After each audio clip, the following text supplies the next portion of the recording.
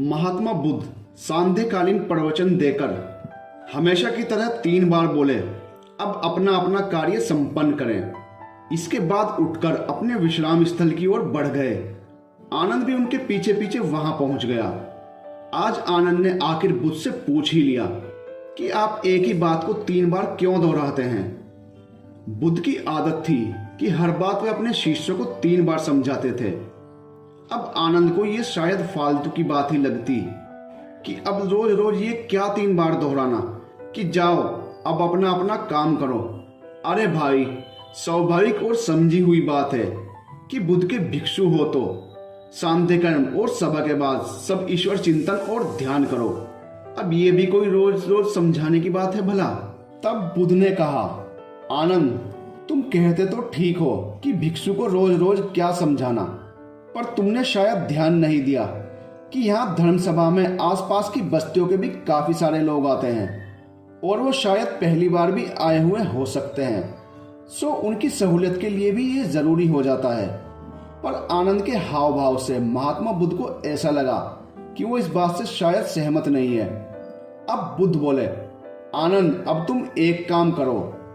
आज ही की सभा में जितने लोग बैठे थे उनमें एक वेश्या और एक चोर भी प्रवचन सुनने आए थे, और सन्यासी तो खैर अनेकों थे ही।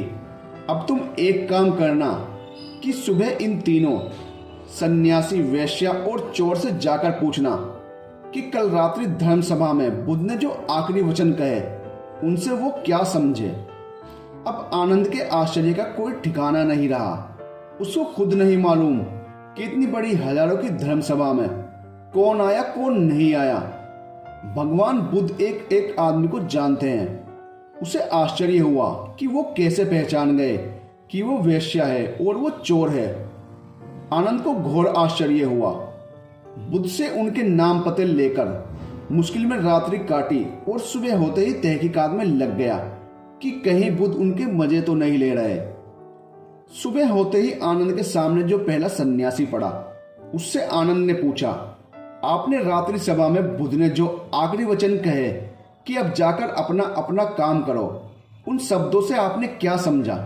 भिक्षु बोला, इसमें समझने वाली क्या बात है? भिक्षु का नित्य कर्म है कि अब शयन पुरु का ध्यान करते करते विश्राम करो। आनंद को इसी उत्तर की अपेक्षा थी, अतः वो अब तेजी से नगर की ओर चल दिया। अब आनंद पता पूछते पूछते चोर के घर पहुंच गया। चोर तो भिक्षु आनंद को देखते ही गदगद हो गया और उसकी सेवा में लग गया। आनंद को बैठाकर उससे आने का प्रयोजन पूछा। आनंद ने अपना सवाल दोहरा दिया और चोर बड़े ही विनम्र शब्दों में बोला, भिक्षु, अब आपको क्या बताऊं, कल रात पहली बार बुद्ध की धर्म सभा में गया और उनके प्रवचन सुनकर जीवन सफल हो गया। फिर भगवान ने कहा कि अब सब अपना अपना काम करो, तो मैं तो चोर हूं। अब बुद्ध के प्रवचन सुनने के बाद झूठ तो बोलूंगा नहीं। कल रात में वहां से चोरी करने चला गया और इतना तगड़ा हाथ मारा कि जीवन में पहली बार इतना तगड़ा दांव लगा है कि आगे चोरी करने की जरूरत ही नहीं है। आनंद को बड़ा आश्चर्य हुआ और वो वहां से वेश्या के घर की तरफ चल दिया। वेश्या के घर पहुंचते ही वो तो भिक्षु आनंद को देखते ही टप टप प्रेमाश्रु बहाते हुए उनके लिए भिक्षा ले आई और अंदर आकर बैठने के लिए आग्रह किया। आनंद अंदर जाकर बैठ गया और अपना सवाल दोहरा दिया। वेश्या ने कहना शुरू किया, भिक्षु, ये भी कोई पूछने की बात है? भगवान बुद्ध ने कहा कि अब जाओ अपना अपना काम करो, सो उनके प्रवचन टालने का तो कोई प्रश्न ही नहीं है। मेरा काम तो नाचना गाना है। सो वहां से प्रवचन सुनकर आने के बाद तैयार हुई और महफिल सजाई। यकीन मानो कल जैसी महफिल तो कभी सजी ही नहीं। मेरे सारे ग्राहक, जिनमें बड़े बड़े राजे महाराजे भी थे, वो इतने प्रसन्न होकर गए कि अपना सब कुछ यहाँ लुटाकर चले गए।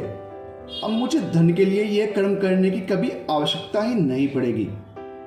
बुद्ध की कृपा से एक रात में इतना सब कुछ हो गया। आनंद बड़ा आश्चर्यचकित होकर वहां से वापस बुद्ध के पास लौट गया। आनंद ने जाकर बुद्ध को प्रणाम किया और सारी बात बताई। अब बुद्ध बोले, आनंद, इस संसार में जितने जीव हैं उतने ही दिमाग हैं और बात तो एक ही होती है, पर हर आदमी अपनी अपनी समझ से उसके मतलब निकाल लेता है। अब तुम समझ ही गए होंगे कि बात तो एक ही थी, पर सबकी समझने की बुद्धि अलग अलग थी। इसीलिए मैं एक बात को 3 बार कहता हूँ कि कोई गलती ना हो जाए, पर उसके बाद भी सब अपने हिसाब से ही समझते हैं। इसका कोई उपाय नहीं है, ये सृष्टि ही ऐसी है।